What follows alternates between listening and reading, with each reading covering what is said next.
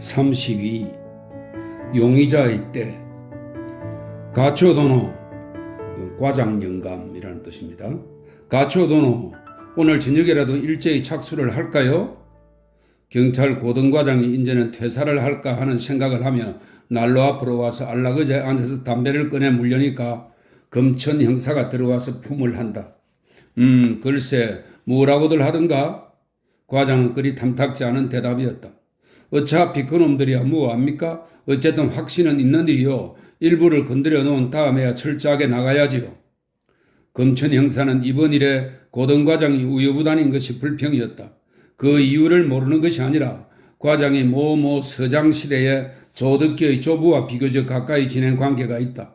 돈 있는 사람을 괄시 못할 점도 있다. 그러나 검천이로서는 타오르는 공명심을 걷잡을 수도 없고 과장이 그럴수록 고집을 세워보고도 싶은 것이요. 그만한 확신도 있는 것이다.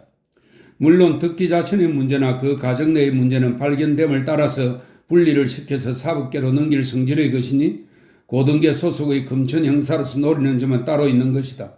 즉 도끼 조부의 독살이 사실이라면 그리고 그 주범이 조덕기라면 분명히 그 교사자는 김병화라는 단안이다. 첫째, 부호자재와 모모주의자가 그렇게 친할제야 아무 의미 없는 동문수학하였다는 관계뿐이 아닐 것. 둘째, 경도부 경찰부에 의뢰하여 조사해본 결과 특별히 불온한 점은 인정치 않으나 덕기의 하숙에 두고 나온 책장에 마르크스와 레닌에 관한 저서가 유난히 많다는 점. 셋째, 덕기가 돈 1,000원을 주어서 장사를 시키는 점. 넷째, 작년가을에 한참 동안 두 청년이 짝을 지어 바크스에 떠나들었는데 그 여주인도 다소간 분홍빛이 끼었다는 점 등등으로 보아서 조덕기는 그 소위 심프사이저, 동정자인 것이다. 그런데 재산이 아무 이유 없이 당연한 가독 상속자인 조상우를 젖혀놓고 손자에게로 갔다. 여기에는 무슨 음모든지 있을 것이요. 그 배후에는 김병화가 있지 않으면 안 될 것이다. 이러한 의문이 상식적으로만도 넉넉히 드는 터에 한간에는 중독설과 의사 매수설이 자자하다. 마침내 검천이는 단독적으로 단연히 일었었다. 그때의 과장은 좀 더 확증을 붙을 때까지 참으라고 며칠을 눌러나오다가 하도 성화같이 조르는 바람에 어제 오후에 겨우 승낙을 하여 주었다. 과장은 부하가 공명심에 날뛰는 것을 경계하여 누르려는 생각도 있지만 좀 더 다른 계통으로 노려보는 것이 있기 때문이다. 작년 겨울의 금거가 끝난 후 벌써 2, 3개월이나 되니 그 잔당 사이에 아무 책동이 없을 리가 없을 것인데 표면상으로는 매우 잠잠하고 김병화란 자는 1,000만 이외의 식료품 장사 중에도 일본식 반찬 가게를 시작한 것이 결코 헛벌로 볼 것이 아닌 일편에 외지의 정보는 구구하나마 여러 계통의 인물이 책동 잠입하는 형적이다. 물론 그런 종류의 정보란 열이면 열을 다 들을 수는 없으나 열의 한둘은 사실일 것인데 여기서는 아무리 부하를 동독해도 감감무소식이다.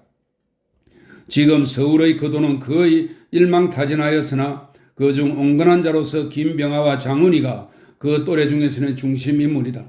그러나 온건이라는 것이 폭발탄의 껍질같이 두루뭉술이의 온건인지 모를 일이다. 과장은 이런 방면에 더 착목을 하고 있기는 하나 검천의 관찰도 무리치 않게 생각이 든 것이다. 어쨌든 과장이 고개를 전으로 흔드는 것을 보고 검천 형사도 오늘 아침 막 밝으면서 효자동 부근 파출소로가 앉아서 복장 순사를 보내어 원삼이 내외를 데려갔다. 병화가 기다리다 못하여 원삼이 집에를 갔다가 깜짝 놀라 뛰어와서 검천이에게 전화를 걸어보니까 검천이는 무슨 일인지 모르겠으나 서로 물어봐 주마 하고 조금 있다가 다시 전화를 걸고 별거 아니야. 그 근처에 철도 사건이 생기는데 참고로 불려갔다는 건 그 동네로 새로 떠나갔다니까 누군지 모르고 그러겠지. 내 이따 서에 들러서 잘 말하고 빼놓아 주지. 이렇게 친절한 회고를 하여 주었다. 경찰부와는 상관없는 것처럼 해서 병화는 오늘 하루 안심시켜 두리는 것이다. 사실 병화는 기연가 미연가 하면서도 어쨌든 종로서 사법계 불려간 줄로만 알고 오늘 온종일 나오기를 기다리는 것이요. 덕기에게도 그렇게 기배를 하여 두었다.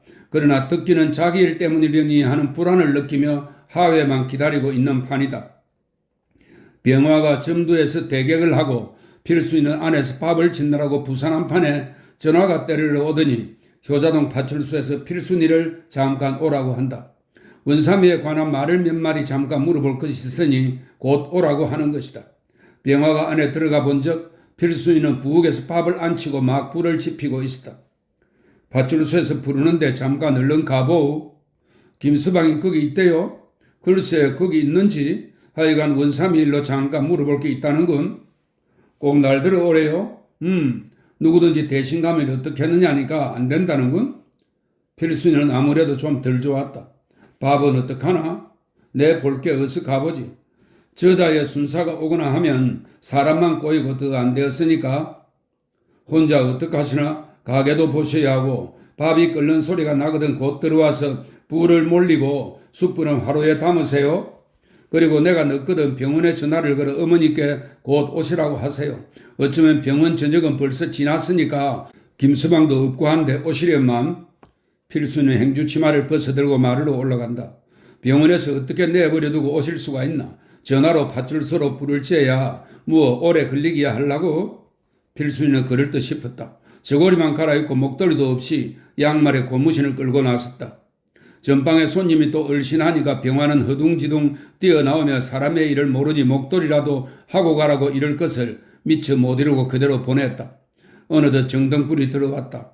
길거리에서 떠들고 하는 소리에 밥 끓는 소리가 날 리도 없지만 멀거니 앉아서 필순이 생각을 하다가 밥솥 생각을 하고 안으로 들어가 보니 한 아궁이에 불은 타던 끄트머리가 아궁이 밖으로 떨어졌고 밥 타는 냄새가 흐르륵 끼친다.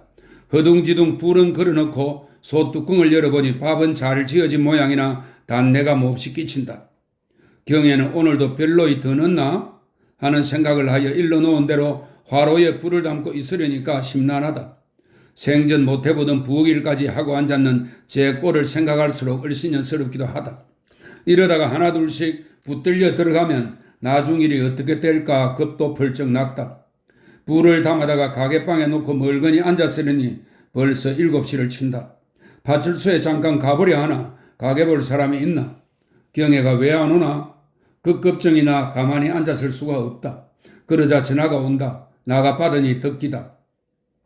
지금 바깥에 내외를 불러갔는데 여기는 별일 없느냐는 통기다. 필순이가 파출소로 불려갔다는 말에는 덕기도 펄쩍 놀라는 모양이다. 하여간 원삼이 내외와 덕기집 하인 내외를 불러간 것으로 보면 일은 별것 아니요. 덕기 집안일일 것이니 안심은 된다. 그런지도 얼마를 기다려야 누구 하나 얼씬을 안 한다. 오늘은 저녁 때부터 유난히 쌀쌀해져서 그런지 벌써부터 손님도 발이 끊겼다. 8시를 친다. 생각도 못하여 병원에 전화를 걸까 하니까 놀라서 병인을 내던져주고 뛰어올 생각을 하니 그럴 수도 없어 그만두고 허실수로, 허실수는 허허실실로 되면 좋고 안 되면 그만인 속셈으로 이런 뜻입니다. 허실수로 파출소에 전화를 걸어보았다. 순사가 교대를 하였는지 전화 받는 순사는 모른다고 한다. 알고도 모른다는지 거기 앉혀두거나 가두어 두고도 그러는지는 알 수는 없으나 설마 가두어 두었으랴? 본수로 데려간 것이리라 하고 생각하니 가슴이 서늘해진다. 조금 있다가 덕기에서 또 전화가 왔다. 필순이가 나왔나 궁금해서 거는 것이나 덕기는 다른 이야기도 있고 하니 오마고 하고 전화를 끊었다. 병화는 그만만 하여도 마음의 의지가 되는 듯이 온다는 말이 반가웠다. 조금 있으려니 올라오는 전차에서 검은 그림자가 툭 튀어내려서 이리로 향하여 오는 모양이 유리창 밖으로 비치어 보인다. 그동안 벌써 덕기가 오나 하고 병화는 마주 나가며 문을 열려니까 반갑지 않은 손이 마주 선다. 병화도 데리러 오지는 않았나 하는 겁도 약간 들었다. 오늘은 안면 있는 조선 형사다. 잠깐 갑시다. 누가? 왜 또 풍이동했소? 병화는 아무쪼록 농담으로 살살 달래서 말눈치라도 얻어들여 버리는 것이다. 모르지. 금천이가 잠깐만 만나자니까. 집이 비어서 어떻게 갈 수 있나? 병원에 전화를 걸어서 우리 집 따님이나 불러다 놓고 그렇게 늑장을 부려대나 돈을 몰아서 몸에 지니고 잠그고 가지. 염려 말아요. 한 30분만 하면 나올 거니? 그러면서도 형사는 무슨 마음이 내켰던지 전화를 건다. 그러나 저편에서는 안 듣는 모양이다. 안 되겠다는데 그럴 거 뭐 있나? 열쇠는 저 사람을 저리 오라고 해서 주워 보내지. 병화는 그렇게 하는 수밖에 없다고 병원에 전화를 걸었다. 필순이 모친과 경찰부 문 앞에서 만나기로 약속을 해놓고 그래도 아무쪼록 천천히 돈을 세어낸 뒤에 경에게 편지를 써놓고 옷을 든든히 갈아입고 하였다. 그래도 그때까지 덕기는 오지 않았다. 할 수 없이 그대로 나섰다. 종점으로 올라가서 전차를 타고 내려가며 불이 환히 켜진 상점 유리창 안을 바라보고는 처량한 생각과 섭섭한 마음을 이기지 못하였다. 웬일인지 영영 하직을 하고 멀리 귀향살이나 가는 것 같이 생각이 든다.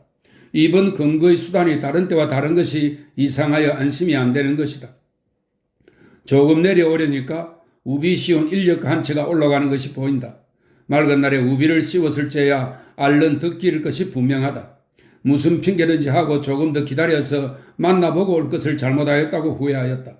전차에서 내려서 도청 앞으로 향하려니까 저편에서 벌써 알아차리고 내닫는다. 필순이는 어디 갔어요? 목소리가 떨렸다. 먼저 들어가세요. 곧 나오겠죠? 필순이 모치는 금시로 목이 말라서 말이 안 나왔다. 얼굴이 파랗게 죽은 것이 컴컴한 속에서도 보인다. 병화는 열쇠를 내주며 어쩌면 조군이 기다릴 테니 얼른 가보세요. 우비 씌운 인력거가 내려오거든 붙들고 물어보시오. 하고 돌쳐섰다. 헤어져 들어가는 병화를 한참 바라보다가 저 속에 필순이가 있구나 하는 생각을 하니 발길이 돌아서지를 않는다. 상점 앞에 인력거 탄 사람과 끄는 사람이 멀거니 섰는 것을 보고는 필순이 모친이 그래도 까불어지던 기운이 돋아오른다. 덕기는 인력거꾼을 보내고 따라 들어갔다. 병화가 파출소에를 갔든지 동리에 잠깐 나갔으리니 하고 기다리던 덕기는 적지 않이 놀랐다. 그러고 보면 혹시나 병화의 사건이 중심이거나 두 사건이 엎친 데 덮치지는 않았나 하여 겁이 났다.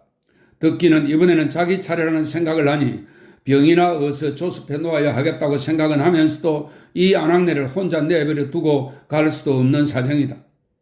경애에게 글발을 써놓고 조금 있으면 올 자기에게는 아무 말이 없었던 것이 좀 섭섭하기도 하였으나 하여간 경애가 오면 만나보고 가리라 하고 외투와 목도리로 몸을 녹여가며 앉았다가 10시간 넘는 것을 보고 덕기는 택시를 불러 타고 경애를 찾아 나섰다. 경애는 바크스에도 없었다. 하루에 한 번씩은 들여다보는데 온종일 안 오기에 산해진에 있나 보다고 생각하였다.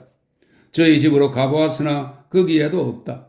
오늘 아침 10시쯤에서 경애 모친이 나무를 받으러 나간 새에 나갔는데 계집애의 말을 들으면 어떤 양복 입은 사람이 와서 같이 나갔다 하기에 병화가 와서 때리고 나간 줄만 알고 있었다 한다.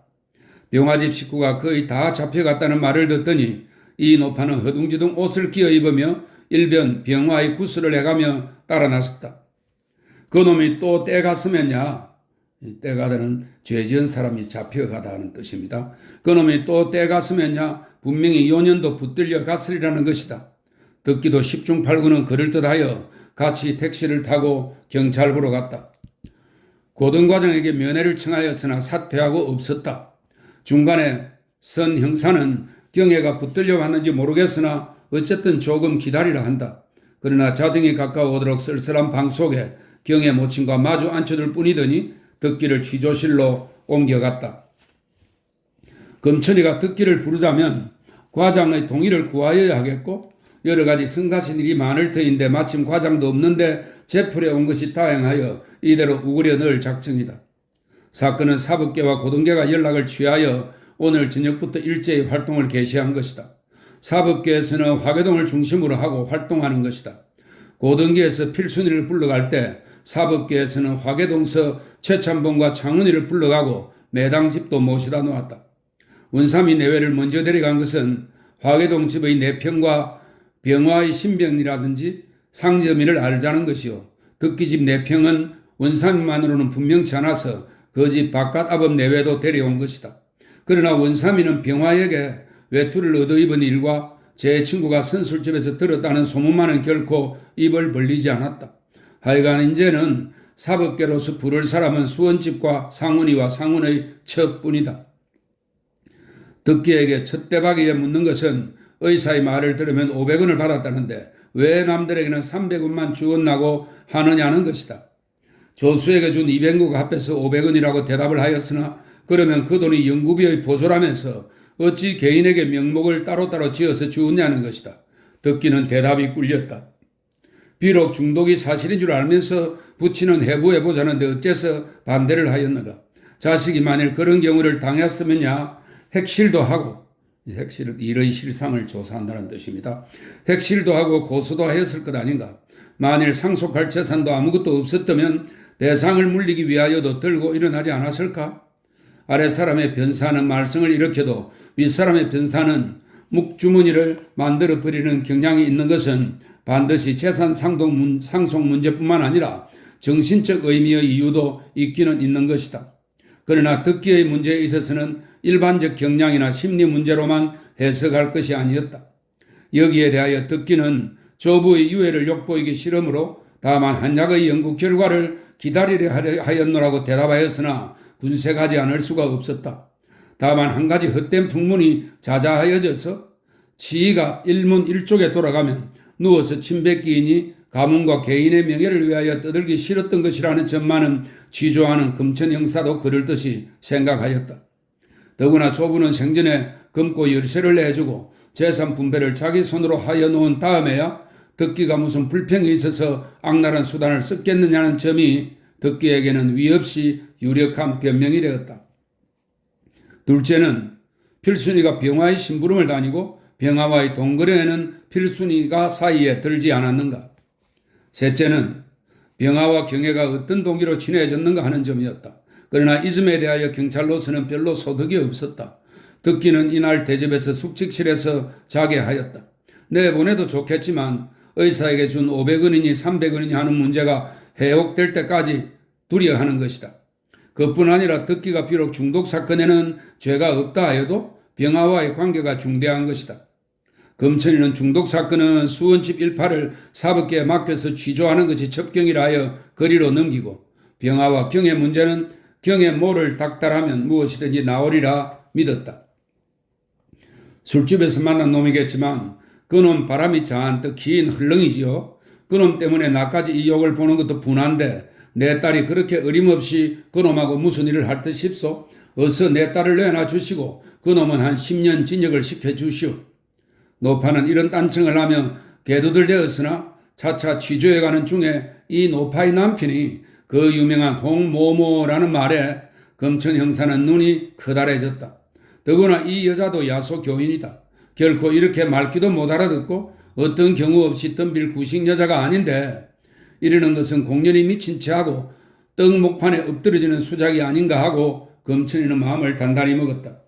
더구나 본가편의 이야기가 나왔을 때 오라비가 상해로 달아난 뒤에는 부지 거철한 말에 또 놀랐다.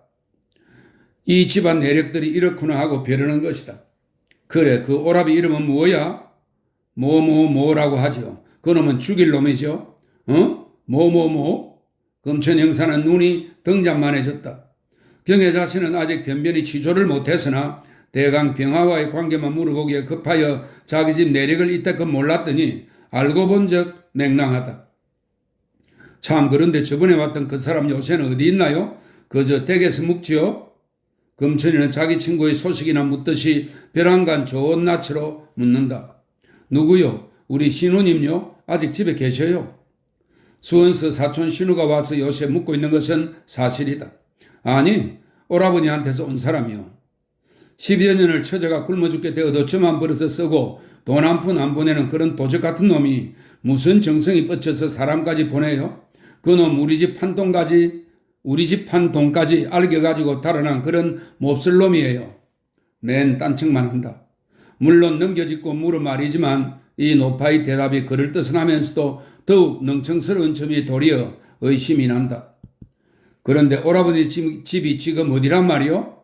현주동 어디에 산다던데 가본 일도 없어요. 돈을 얼마나 떼었는지 동기간에 절연을 하였어야 그게 되었나요? 검천이는 능청맞게도 잘하는 조선말로 이렇게 한가로운 수작을 하고 웃다가 그래 조카 자식들도 있겠지요? 하고 말을 돌린다. 둘이나 있어요. 버릇을 먹을만하게 자랐나요? 마치 여러 해 격조한 친구의 집안을 걱정해 주는 것 같다. 예, 큰 놈은 19살이나 먹고 작은 놈은 16인지 17인지 검천 형사는 요놈들을 데려다가 물어보리라 생각하였다.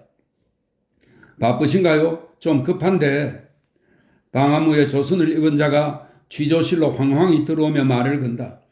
가져왔나? 갔다가 세 군데 물어봐야 판에 박은 듯이 똑같습니다. 에? 뭐라고? 본세가 외국건데 상해죄도 아니요 미국죄도 아니라고요. 그럼 어디 거라 말인가? 묻지 않아도 로스아죄지요? 그래 어디다 두었나? 여기 가졌어요. 하고 그자는 금천 형사 앞에 앉아있는 노파에게로 눈을 보낸다. 두루마기 귀에 손을 찔러서 그 속에 무엇을 가지고 있는 것은 경에 모친도 눈치채었으나 일본말로 수작을 하기 때문에 무슨 소리인지 알 수는 없었다. 금천 형사는 이 여자 때문에 가진 것을 내놓지 않는 줄 알았으나 감출 필요가 없을 것 같아서 어디 좀 보세 하고 손을 내밀며 노파의 얼굴을 쳐다보았다. 두루마기 속에서 흑투성이의 너덜뱅이 노란 구두 두 짝이 쑥 나오는 것을 보자 경의 모친의 눈은 번쩍하며 고개가 뒤로 끄떡하여졌다. 두 형사의 눈은 노파의 얼굴에서 차차 떠나면서 저희끼리 마주쳤다. 무거운 침묵이 노파의 등덜미를 짓누르는 것 같았다. 경의 모친의 목구멍 속에서는 땀방울이 뚝뚝 소리를 내면서 떨어지는 것 같았다. 형사들은 뜻밖의 단서를 잡은 듯이 속으로 춤을 추었다. 이 구두 네 것인지 알겠지? 금천 형사의 눈은 금시로 험악하여졌다. 네 건데요? 네 건데라니. 앞에 서던 부하가 마루층을 탕 구르며 덤벼들어서 경의 모친의 어깨를 으스러지라 하고 후려잡고 흔들어 놓으니 에고고 소리를 치며 바닥에 뒹구는 것을 발길로 2번 걷어찼다. 우선 얼을 빼놓자는 것이다. 장훈이 일파는 지금 몰아들인 것이다. 구두는 장훈이 집에서 가져온 것이다.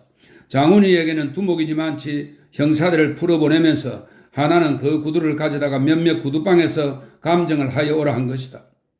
금천이는 저번 일이 있은 후부터 보지 못하던 구두를 장훈이 집의 사랑방에서 보고 눈여겨보아 오던 것이다. 사흘 도리로 장훈이 집에를 순행하듯이 들여다보았지만 다녀간 사람이라 묻고 간 사람은 없다는 듯이 주인이 집 속에서 꺼낸 흥구두가 새로 생긴 것이 이상하였던 것이다. 더구나 그 구두는 장훈이에게는 대가리 같아서 출입에는 못 신는 모양인 것이다.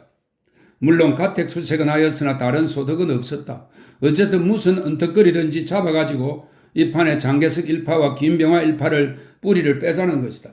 두 사람이 일자 이후로 반목 중에 있을 듯한데 매 끝에 정이 들었는지 싸운 뒤에 도리어 친해진 듯한 눈치가 보이는 것이 수상하던 터이라 구두 조건을 얽어가지고 한번 건드려보자는 것이다. 너희 집에서 장훈이와 김병화를 불러다가 로스에서 들어온 놈과 만나게 해주었지? 이제는 금천이도 노파에게 너라고 마구 다룬다. 그런 일 없어요. 아무것도 모르는 등신 같은 늙은이를 왜들 이러세요? 경의 모친은 우는 소리로 애걸을 하였다. 너가 그랬다는 게 아니라 너희 딸이 그랬다는 말이야. 또 소리를 벼락같이 친다. 형사들도 물론 입에서 나오는 대로 넘겨짚는 소리다. 우리 딸리는 분이나 바르고 향수나 뿌리고 밤을 낮으로 알고 돌아다닐 줄이나 알지 그 외에 무슨 일을 하였겠어요? 이 노파도 남편의 덕에 이런 공경도 조이 치어나와서 엄살로 목소리는 떨어도 여간에서는 속까지 떨리지 않으나 저놈의 구두 하나만은 보고 볼수록에 뜨끔하다. 그 빌어먹을 놈이 신기 싫으면 쓰레기통에라도 넣어 달아들라거나 누구 못할 노릇을 하려고 어디다 벗어놓고 달아나서 이 불티를 낸단 말이람? 어떻게 되는 조카인가는 피여기를 속으로 원망하고 앉았으나 원망한들 무엇하랴? 그런 딸이 어째 김병화 같은 놈하고 사느냐 말이야? 김가가 분장수야 향수장수야 백만장자야? 낸들 알겠습니까만 인물이 깨끗하고 후대가 좋은 놈이 슬슬 꾀는 바람에 그 미친년이 멋모르고 따라다니겠지요. 그 놈팽이가 말뼈다귀로 된 놈인지 쇠뼈다귀로 된 모양인지 전들 알겠습니까? 아주 말 잘하는데 남편 홍 선생님한테 배운 게로군? 하고 금천이는 까짜를 올리면서 그래 이 구두는 정말 모르겠어? 하고 다시 순탄한 목소리로 묻는다. 알면 안다지 뭐다 저거 속이겠어요? 그럴 테지. 금천 순사부장은 비꼬듯이 대꾸를 하고 부하에게 선선히 눈짓을 하니까 옆에 서던 형사가 불안간 일어나 하고 소리를 버럭 지른다. 대접을 받고 싶으면 바른대로 자백을 하는 게 아니라 부하는 혼자 중얼거린다. 경의 모친은 하도 무서운 큰 소리에 밑을 찌르는 듯이 벌떡 일어나면서 이상해도 사지가 찌르르 하는 것을 깨달았다. 10년 전 남편 때문에 붙들려 갔을 때도 2차례 3차례씩 그 몹쓸 고생을 당하였다. 또 그러려고 끌고 가는 건 아닌가 하는 겁이 펄쩍 나서 두 다리가 허청 놓이며 부르르 떨린다. 그러나 하는 수 없었다. 입 한 번만 번긋하면 내 딸이 생지옥으로 떨어지는 판이다. 차라리 내가 얘서 숨이 끊길지언정 우리 경애를 3, 4년 콩밥을 먹일 수는 없다. 거의 1시간 뒤에 경애 모치는 어두컴컴한 속에서 만들어 붙인 고무손 같은 손으로 헉헉 느끼면서 옷을 주워 입고 형사를 따라 환한 방으로 다시 왔다. 아래 위 어금니가 딱딱 마주쳐서 입을 어우를 수가 없고 어디가 앉을 기운도 없다. 손발은 여전히 4살 같지가 않고 빠질 것만 같다. 말 한마디에 달렸는 것을 그걸 바라건 하면 무얼 하노? 내 몸 괴로운 것은 고사하고 귀한 내 딸도 당장 그 지경을 당할 것을 생각하면 자식의 정리를 생각해서라도 얼른 시원스럽게 불어버릴 게 아니오. 우리야 법년이 그럴 리가 있나? 손삭같이 알기에 그러는 것을 속이려면 되나? 나 같으면 내 자식이 그런 공경을 치를까 보아서라도 선뜻 한마디 할 테야. 이렇게 달래는 것이었다. 33. 젊은이의 망령. 아들이 잡혀갔다는 말을 듣고 상훈이는 스르르 큰 지배를 들렀다. 일자 이후로는 처음이다. 아들이 누명을 쓰게 된 것이 고소까지는 생각지 않으나 애가 탈 것은 조금도 없다. 듣기가 그는 무서운 짓을 했으리라고 믿지는 않으니까 콩밥까지 먹으리라고는 생각지 않으나 사오 사귀고 어쩌면 1년쯤은 눈에 안 띌 것이니 우선 다행한 일이다. 젊은 놈 기운에 1년쯤 미결감 구석에 들어가서 공부나 하고 나오면 제게도 수양이 될 것이지. 이렇게쯤 생각하는 것이다. 그러나 자기가 자식을 모함하겠다는 생각은 꿈에도 없었고 문놈들이 있는 말인지 없는 말인지 떠들어 놓아서 이렇게 된 것이니 내하오 양심상으로는 조금도 책임이 없다고 생각하는 것이다. 시어머니는 건너방에서 내다보지도 않고 며느리만 나와서 맞는다. 이놈은 몸 성하냐? 어디 나갔니? 안방에서 잡니다. 시아버지는 손주를 보겠다고 안방으로 들어갔다. 아닌 척엔 손주 새끼가 왜 그리 귀여워졌는지. 영감은 아무도 없는 안방에 들어가서 자는 아이를 언제까지 들여다보고 앉았는지 도무지 감감하다. 건너방에서 모친이 부어 앉았다가 며느리 들어 예, 뭘 하시나 좀 건너가 봐라. 아들이 밉다고 손주 새끼의 목을 눌러 죽이기야 할까마는 처벌 얻은 뒤로는 무엇에 씌인 사람처럼 얼굴까지 뒤틀리고 눈자위가 바로 놓이지 않아서 다니는 사람이니까 남편이요 시아버지 것만 무시무시하여 정이 떨어지는 터이다. 그저 잡니까? 며느리가 방문 앞에서 머뭇거리다가 인기척을 내고 문을 반드시 여니까 발치개로 놓인 아들이 책상 앞에 돌아앉아 무엇을 꿈적꿈적 하다가 깜짝 놀라며 돌아다 본다. 예, 잠깐 들어오너라. 뭘 찾으세요? 책상 서랍이 열려있다. 사랑, 문갑 열쇠 어디 있는지 아니? 모르겠어요. 거기 어디 있겠죠? 열쇠 꾸러미는 조그만 송금구에 넣어서 다락 앞턱에 넣어둔 것을 아나 모른다고 하여 버렸다. 송금구의 열쇠는 물론 덕기가 돈지갑 속에 넣고 다니는 것이다. 다른 게 아니라 내 물건 하나를 초상 중에 문갑 속에 넣어둔 것이 있는데 경찰서에 곧 갖다 배워야 이 애가 놓여 나올 테구나 하고 망단한 듯이 먼 산을 쳐다보고 앉았다가 너 정말 모르니? 하며 며느리에게 애원하듯이 하며 얼굴을 쳐다본다. 알고도 속이는 며느리는 명구스러웠다. 마치 남봉 자식이 휘 들어와서는 남의 눈을 기어가며 집안을 덜덜 뒤지는 것 같아서 보기에 딱하고 흉하다. 예, 할아버지 쓰시던 조그만 금고 어디 갔니? 여기 있어요. 하고 며느리는 다락문을 열고 금고를 내다가 앞에 놓았다. 열쇠 가져오느라. 시아버지는 반색을 하며 비로소 의기양양하여진다. 집에 두고 다니지 않아요. 영감은 다시 낙심이 되었다. 어린애가 장난감 만적거리듯이 대그릇거리며 갯쇠질을 하려 한다. 채통이 아깝다. 며느리가 휙 나오려다가 경찰서에서 가져오라 하시니 그러면 누구를 보내서 열쇠를 내달라고 해올까요? 하고 물었다. 문갑에 무에 들었는지도 모르겠으나 그것만 가져가면 제 남편이 나온다는 말에 그래도 마음에 솔깃하여 열쇠가 있으면 시원스럽게 열고 싶었다. 그만두어라. 어떻게 열리겠지.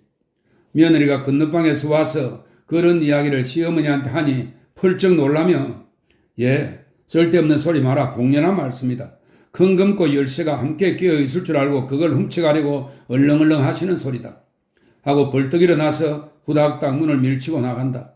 며느리는 또 무슨 야단이 날까봐 조마조마하기는 하나 가만히 앉았으려니까 안방문이 우당퉁탕 하더니 철괴를 들어서 마루로 탕 내 부딪는 소리가 육관 대층에 떼그러 하고 울린다.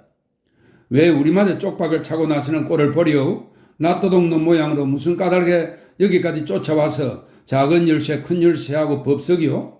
그놈의 금꽃에 뜸에 가든지 이 짓 하려고 자식을 그 몹쓸 대로 잡아 넣었구려? 이 죄를 다 어디 가서 받을 테요? 소리를 바락바락 지르더니까 영감은 금따 쓰다 말없이 모자를 들고 나와서 내려가다가 며느리 보고 나 모르겠다. 형사들 들어와서 가져가라지 하고 훌쩍 가버렸다. 덕희는 책보를 끼고 들어오면서 좌우 방문이 열리고 식구들이 우중우중 섰는 것을 보고 또 눈살을 찌푸렸다.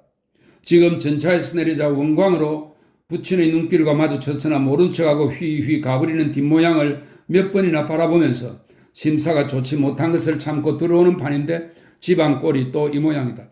덕희는 누구 편을 들고 말고 없이 요새는 집이라고 들어올 생각이 없다.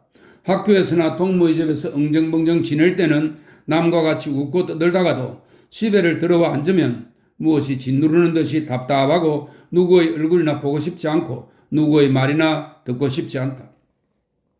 부친이야 원체 말할 것도 없고 남보다 좀 나을 따름이지만 덕희는 모친과도 맞지를 않았다. 모친과 같은 전 세상 사람과는 맞을 리도 없지만 하루에도 몇 차례씩 끌어내 놓는 푸념이나 히스테리 정세에는 머리를 내두를 지경이다. 이 집안에서 다만 한 사람 오라비만은 같은 시대에서 호흡을 하고 얼마쯤 이해를 해주고 귀해주는 점으로 제일 마음에도 맞고 남에게 자랑도 되었다. 그러나 그 오라비가 저 모양이 되었다. 아버지 다녀가셨소? 덕희는 오라범 댁에게 물었다. 그런데 또 왜 그러시오? 싸우셨소? 아니라오. 금고 열쇠를 찾으러 오셨더라오. 아버지도 딱하시지. 덕희는 한숨을 쉬었다. 오빠는 저렇게 고생인데 그건 빼놓아 주실 생각은 아니하시고 금고가 못 잊히셔서 돈이 뭔고 재산이 뭔고? 공국방인 아랫방을 열고 들어가면서 덕희는 혼자 소리를 한다. 망령? 아직 나이 60도 못 되어서 망령이야? 철안하고 계집 바치는 분수 보아서는 20아문도 못 되었을라? 모치는 마루 끝에 앉아서 또다시 시작이다. 덕희는 문을 꼭 닫고 책상 앞에 가만히 앉아버렸다. 말대꾸를 하면 모친이 점점 더 화가 치밀어서 저녁도 못 자실 것이요. 귀가 아파서 못 견딜 것이니까. 그러나 모친의 말이 옳지 않은 것도 아니라고 생각하였다. 50이 막 넘은 부친과 같은 중노인이면야 말이 노인이지 한참 활동할 때다. 남의 나라 사람은 7, 80이 되어도 사회에 나서서 젊은 사람 못지않게 사업을 하고 대신 노릇도 하건만 우리나라 노인은 50만 넘으면 그저 먹고 놀고 술타령이나 하고 계집애나 눈이 뒤집히니 그게 웬일인지 덕희는 노인이라면 미운 생각이 난다. 부친만 미운 게 아니라 세상의 노인, 조선의 노인이 미웠다. 노인이라고 다 미울 리야 있나? 노인 뜻이나 하고 주색에 미친 그런 노인 말이지. 덕희는 70이 불어난 동무의 부친이 조그만 반찬 가게를 버리고 매일 새벽이면 장을 보러 다니고 한다는 말을 생각해 보고는 돈 있고 팔자 좋은 노인이나 그런가 보다 싶었다. 저녁밥을 막 먹으려니까 지주사가 상노놈을 들여보내서 경관이 오셨는데 아내를 잠깐 들어가서 검사를 하신다 선통을 하여 놓고 형사를 둘이나 데리고 들어왔다. 덕기의 방이 안방이냐고 묻더니 조사할 터인데 지주사 외에 방임자가 들어와서 서스라 하고 두 사람이 앞장을 서서 방 안으로 들어간다. 입회를 하라는 것이다. 시어머니는 젊은 며느리를 들여보낼 수도 없고 당자도 싫다고 하여 자기가 대신 들어갔다. 며느리와 딸과 친모들은 마루에 떨고 서서 하회를 기다리고 있다. 형사들은 장문을 모조리 열고 수스크려 보고 책상 서랍을 뒤지고 책장을 열어보고 다락 속도 대강대강 뒤져보더니 조금 아까 다시 집어넣은 철괴를 드러내며 이건 게로군 하며 저희끼리 숙설거리더니 열어보아도 좋으냐고 묻는다. 열쇠가 없어서 못 열어요. 없어도 상관없어. 이것을 가져오라는 명령인데 만일 이 속에 돈이 있으면 안 될 테니까 그러는 것이요. 하고 한자가 꼬부라진 쇠꼬챙이 하나를 외투 주머니에서 꺼내어 몇 번 수석수석 하니까 덜컥하고 열린다. 섰던 사람들은 신기도 하고 놀랍기도 하였다. 형사들은 용돈으로 넣어둔 100원 미만의 돈과 10몇 개의 열쇠를 주인이 보는 대로 세어서 다시 넣고 그 외에 세금과 물건값을 치른 영수증 축을 떠들쳐 보고 나서는 이것들을 분명히 자기네들이 맡아가지고 간다 하며 철괴를 다시 닫으려 하니까 방문 밖에서 듣기대기 그건 가지고 가시더라도 그 밑에 통장과 도장들은 두고 가세요. 하고 소리를 친다. 그들은 반색을 하며 위에 놓였던 나무갑을 드니까 그 밑에 저금 통장 2건과 덕기 부처의 도장 2개가 나온다. 덕기의 것은 용돈에 쓰려는 것인지 1,000원 내외의 것이요. 덕기 댁의 것은 그야말로 벙어리에 돈 모으듯 한 저금 통장이다. 형사들은 죄다 몰아넣은 걸 가지고 나섰다. 하지만 누구신지는 알아야지요. 나중에 어디 가서 찾아올지요. 며느리가 시어머니에게 소곤거리는 것을 듣고 누군 알아 무하오. 경찰부 고등계로 오면 그만이지만 이 일이 끝나기 전엔 안 내줄 거요. 하고 환자가 퉁명스럽게 대꾸를 하니까 또 환자가 정미심쩍다면 명함을 두고 갈 테니 나를 찾아오면 될 거요. 하고 훌쩍훌쩍 지갑에서 명함 한 장을 꺼내어 지주사를 내준다. 옳지, 그렇게 하는 게 좋군. 지주사 잘 맡아 두시오. 듣기 못치는 잘 되었다 생각하고 지주사를 단속한다. 그러나 집 속에서 사람이나 들벗고 영감 흉화적이나 하려면 하렸지 이런 일을 당하면 차근차근하고 생각도는 품이 공부 못했고 구박받는 며느리만도 못하다. 그러나 사랑 문갑에 든 것을 꺼내가리고 열쇠를 찾는 터이면야 금괴까지 가져갈 묘리도 없을 것이요. 문갑을 열어보겠다 할 터인데 아무 말 없이 그대로 가버리는 것이 좀 미심쩍기도 하다. 만일 이따가라도 또 와서 정말 문갑을 뒤져간다면 화계동 영감의 말이 확변이 될 것이요. 그보다도 반가운 것은 덕기가 밤중에라도 놓여 나올 일이다. 11시나 되어서 안에서는 첩첩이 닫고 첫잠이 들려 할 때 대문이 열리는 소리가 안방에 들린다. 안방에서는 덕기 댁이 깨어 있었다.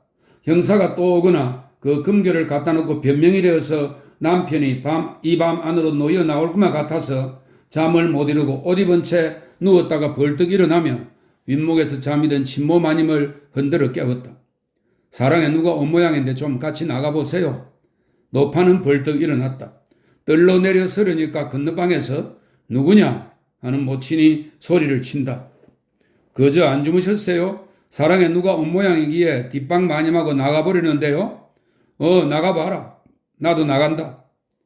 사랑마당으로 나서니까 지주사가 의관을 하고 나오고 마루 끝에는 검은 그림자가 우뚝 앉았다. 지주사는 이 편이 눈에 띄자 다가오면서 형사들이 화계동 영감을 모시고 왔는데 영감도 오늘은 댁에 못 들어가기 쉽다고 날 들어가서 이러고 오라고 하는구먼 하고 수근거린다.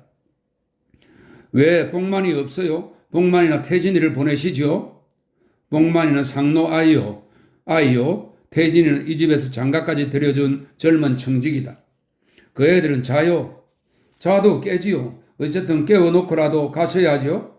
그러자 마루 끝에 앉아서 내려다보는 형사가 일어나 내려오라 하며 무슨 이야기들이야. 어서 갈 사람은 가지 하고 상관없는 일에까지 참견이다. 지주사는 찔끔하여 돌쳐나가고 뒤에서 시어머니가 나오더니 축대 위로 올라가서 마루 앞으로 가려니까 형사가 가로막는다. 누가 왔는데 내 집안에 내가 못 들어간다 말이요? 주인 영감이 왔으니까 안에서는 들어가지 않아도 좋다 말이요. 말이 몹시 딱딱하다.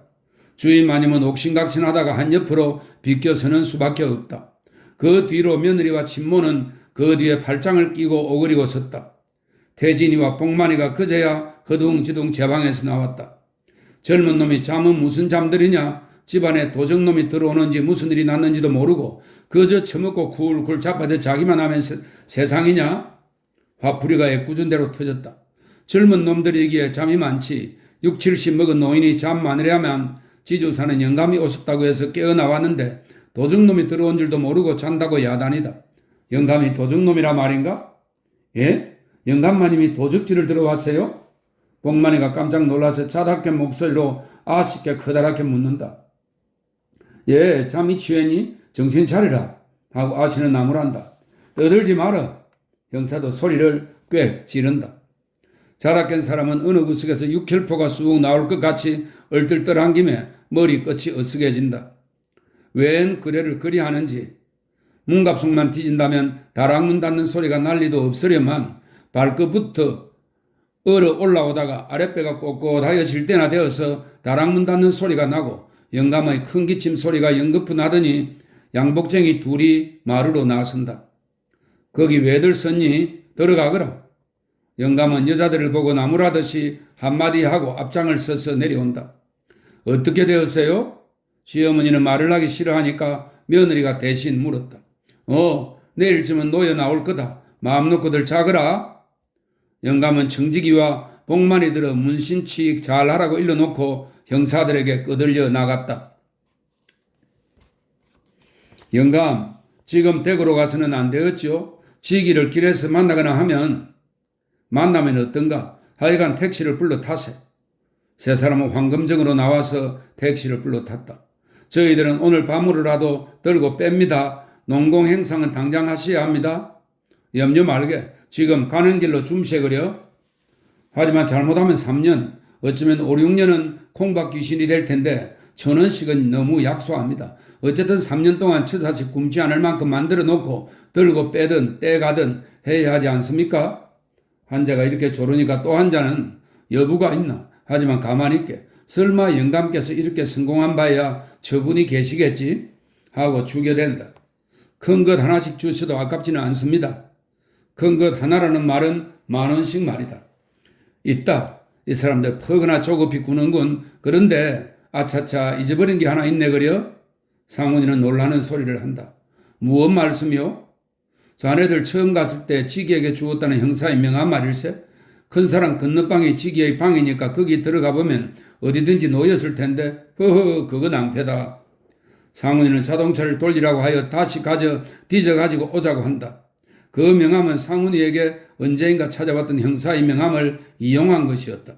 손금고를 압수해 올제 상훈이는 지갑 속에 있던 그 명함을 꺼내주며 만일 무슨 표적을 달라거든 내주고 아무쪼록 쓰지 말라고 신신당부를 하여 보냈던 것이다. 염려 없습니다. 경을 쳐도 가짜 형사질을 한 저희가 경을 치지 영감께야 아무 상관없습니다. 누가 경을 치든지 간에 다른 것은 집안 내의 일이니까 어떻게든지 되겠지만 그것이야 인장도용이나 공문 위조 사용과 같이 말썽만 되는 날이면 큰일 아닌가? 그렇게 애가 타시면 당장 뺏어다가 영감께 도로 드릴 테니 얼마 내실이 없쇼? 이 사람, 자네는 아는 게 얼만가? 얼마든지 줄게 뺏어만 오게 그려? 글쎄 얼마 주시겠습니까? 어떻게 뺏어온다 말인가? 어떻게 뺏어오든지 그거야 아실 거 있습니까? 얼마랑 값만 치십시오 그려? 얼마만 했으면 좋겠나? 저분대로지요. 그럼 100원 하나만 줌시. 그건 너무 허랍니다. 잘못하면 사람 목숨 하나 값이나 되는데요. 미친 사람, 하여간 200원 줌세. 정령 그러시죠? 그럼 쓰십시오. 정서를 말인가? 아니요, 소절수요. 써지. 그래 어떻게 뺏어오나? 하여간 쓰십시오. 그리고 그 길에 저희들 상급까지 써줍시오. 그건 안 돼. 당장 현금이 그렇게는 없으니까. 하며 상훈이는 만년필과 소절수 책을 꺼내서 200원 소절수를 떼니까 환자가 끌끌 웃으며 한 손으로는 돈표를 받고 한 손으로는 외투 주머니에서 명함 한 장을 꺼내서 맞바꾸었다. 분명히 그 명함이다. 주지 않았네 그려? 상훈이는 안심은 되었으나 돈 200원이 아까웠다. 주지 않기는요. 하지만 그만큼 약삭 관리 안 하고 되겠습니까? 잘 되기는 했네마는 명함 한 장에 200원은 과한데 아까우십니까? 아깝건 도로 바꾸시지요.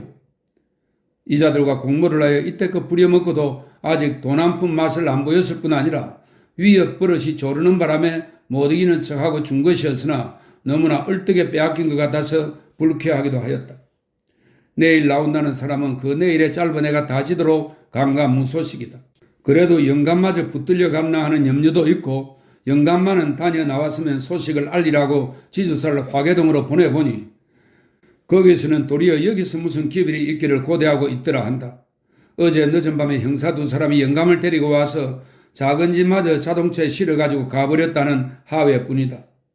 고년, 첨년이야 한 10년 가두어 두었다가 내놓았으면 좋겠지만 영감까지 들어가서 유치장에서 묵을 생각을 하니 아들만은 못하여도 가엾은 생각이 든다. 세상이 마음대로 되었으면 듣기 부자는 오늘 저녁으로 놓여 나오고 고년과 경애만은 하다못해 1년만이라도 경을 뽀얗게 치고 나왔으면 시원하기도 하려니와 그러노라면 영감도 마음을 잡고 여러 해 부스러졌던 의치도 돌아서게 되려만 듣기 못치는 가정 공상에 잠이 안 왔다. 하여간 그렇게 생각하니 영감의 뒷배를 보아주는 사람이라고는 없다. 무엇을 먹고 그 추운 속에서 덮개도 없이 벌써 이틀이나 어떻게 지내는지 날이 새거든 우선 금침이나 가지고 몸소 가보아야 하겠다고 생각하였다. 이렇게 생각하니 천리 말리 떨어졌던 영감이 급작스레 가까워지고 남편의 옥바라지에 공을 들인다는 것이 그다지 장한 일은 아니로되 그래 놓아야 남편의 마음도 돌아서게 할 수단이 되겠고, 한편으로는 젊었을 때의 정분이 새로 난 듯이 아까까지 욕을 하던 남편이 거지없이 정답게 생각된다. 날이 막 밝으면부터 마님은 안방 다락 속에 배송을 내두었던 영감의 자리 모퉁이를 끌어내고 장속을 뒤져서 평복 일습을 내놓고 수건을 사오느라 비누니 치마분이니 하고 한참 법석을 하더니 자기도 곱게 분쇄수를 한 후 온종일 한 데서 떨고 있어도 좋을만치 든든히 입고 나섰다. 바깥에가 없으니까 지주사를 데리고 자동차로 나갔다. 그래야 집안에서는 누구나 밤새로 돌변한 마님을 비웃는 사람은 없었다. 도리어 마님의 하는 일 중에 제일 잘하는 일이라고 생각들 하였다. 마님이 나가신 지 불과 담배 한 대 태울 동안쯤 되어서 자동차 소리가 밖에서 다시 난다. 가시다 말고 도로 오시나 보다 하고 대문간을 바라보려니까 듣기가 마당으로 성큼 들어선다. 집안 식구들은 죽었던 사람이 살아온 듯이 젊은 댁내부터 눈물을 찍찍 흘리며 내달아 맞으려니까 중문간에서 양복쟁이 둘이 주춤하며 기웃거린다. 또 왔구나 하고 직각이 누구의 머리에나 떠올랐다. 듣기는 떠들지를 말라고 집안 사람들을 제지하고 그 사람들을 불러들인 뒤에 마루로 올라서며 아내들은 다락의 송금고를 내오라고 한다. 예? 금고요? 방 안으로 피해 들어간 아내는 눈이 둥그레졌다. 송금고 말이요. 열쇠만 꺼내와도 좋아요. 듣기가 소리를 치며 방문 앞으로 가려니까 어제 경찰서에서 가져갔는데요 하고 안방에서 대답을 한다. 물론 형사들도 들었다. 뭐야? 듣기도 마주 눈이 크다래지며 형사들을 돌아다 보았다. 이 사람들도 눈이 둥그레졌다. 아버지께서 경찰서에 안 계세요? 어머니께서 지금 자입하러 가셨는데요? 뭐? 아버지께? 듣기가 다시 형사에다 대고 일본말로 뭐라 하니까 형사들은 도리질을 하는 양이 그럴 리 없다고 하는 눈치다. 그래 언제 가져갔더람? 누구하고 합니까? 무슨 표적이 있겠지? 명함 두고 갔어요. 지주사가 가졌는데 지금 지주사도 어머니 모시고 갔어요. 듣기는 형사들하고 의논을 한다.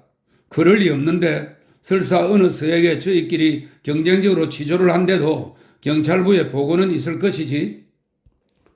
환자가 동관에게 이런 소리를 하니까 환자는 유창한 조선말로 방문 안에 섰는 듣기댁을 바라보며 묻기를 시작한다. 어느 서에서 왔답니까?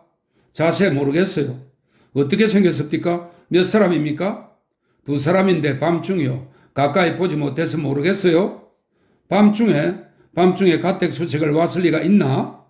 형사는 혼자 소리를 하다가 말을 잇는다. 어느 서인지도 모르는데 사입은 어디로 하러 가셨나요? 그래서 아마 경찰부인가 보다 하고 그리 가셨어요. 영감도 오셨습니까? 네. 처음에는 혼자 오셔서 열쇠를 찾다가 가신 뒤에 형사가 와서 가져갔죠. 그리고 아버지께서 형사들과 같이 사랑으로 오셨어요. 형사들은 서로 싱글 웃으며 고개를 크다랗게 끄덕여 보인다. 마님 일행은 금천부장의 호의로 자리 보퉁이를 다시 실어가지고 돌아왔다. 형사들이 사랑으로 나가 앉아서 금천 형사에게 전화로 보고를 하여 여기서 간 사람을 보내달라니까 금천이가 직접 데리고 온 것이었다. 형사들은 지주사가 맡았다는 명함을 우선 찾자는 것인데 분명히 머리맡 고비에 찌른 명함이 없어졌다. 형사들은 일 한 가지가 더 생긴 것이 귀찮다는 이보다 활기가 나는 것을 깨달았다. 그러나 원시 상훈이와 첩도 오늘쯤은 마지막으로 금거를 하려던 판인데 금고 열쇠가 상훈이의 수중에 들어간 것을 보고는 상훈이를 진작 붙들지 않았던 것을 후회하였다. 따라서 덕기에게는 더욱더 유리하여졌다. 오늘 덕기를 데리고 온 것은 덕기의 땅문서와 조부의 유서를 보자는 것이다. 조부가 죽기 전에 분재를 해놓은 것만 보면 덕기는 당장 놓이는 것이겠으나 그저께 밤중에 상훈이가 가짜 형사들과 같이 와서 지주사를 화계동으로 심부름 보내고 이 방에서 무슨 일을 하였다면야 금고 속이 비었을 것이라고 추측하였다. 그러나 지주사의 말을 들으면 그 소위 형사들과 상훈이가 자동차를 타고 가서 첩을 데리고 나갔다 하니 우선 그 자동차가 어디 것인지부터 조사해 보아야 하겠다고 생각하였다. 또는 상훈이가 지방으로 뛰었다 하더라도 조선 안에서 어디든지 피해 앉아서 사람을 내놓아서 우란의 고리대금 없잖아 은행 방면과談判 중일 것이며 멀리 갔대야 대판 같은 데로 가서 빚을 내리고 활동 중일 것이니 이러한 방면을 수탐해야 하겠다고들 생각하였다. 금천이는 형사들을 내보내서 이 집 부근에 있는 자동차부터 이잡듯이 조사하게 수배를 하고 자기는 덕기를 다시 데리고 경찰부로 다시 갔다.